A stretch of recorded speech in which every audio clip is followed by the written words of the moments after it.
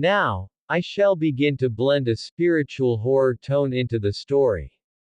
It's important that I handle it as a work of fiction, not as a literal statement about any real events.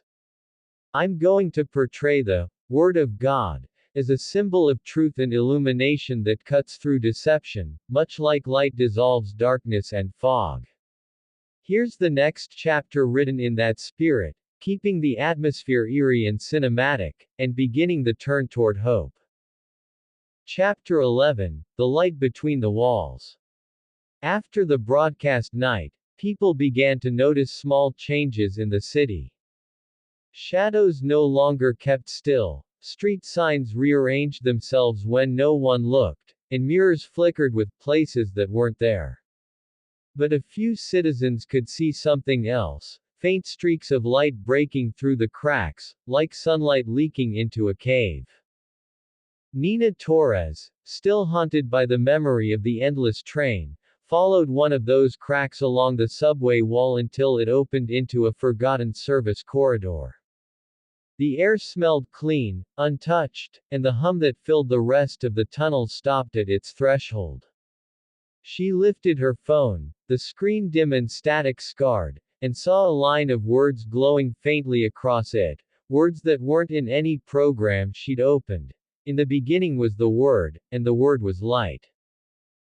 She stared, trembling. The glow reflected on the concrete, cutting through the darkness that crawled along the edges of the hall. For the first time, the whispering stopped.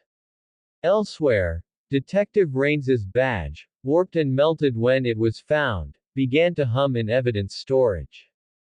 Its surface rippled, revealing the same words for a moment before cooling again. When the guard tried to film it, the footage filled with light so bright the lens burned out. Across the loop, radios hissed, televisions blinked, and the endless voice of the architect faltered. They see, it said, tone breaking like static, they see through. Nina stepped farther into the corridor. The farther she went, the brighter the light became, yet it didn't blind her, it clarified. The walls no longer shifted, they stood firm, clean, whole. She realized she could still hear the voice, distant, angry, but its words slid off the light like rain off glass. The fear that had wrapped the city for weeks began to loosen, replaced by something still uncertain. At the far end of the corridor stood a single metal door with no handle. On it were etched words in the same faint glow, "Truth is the only exit."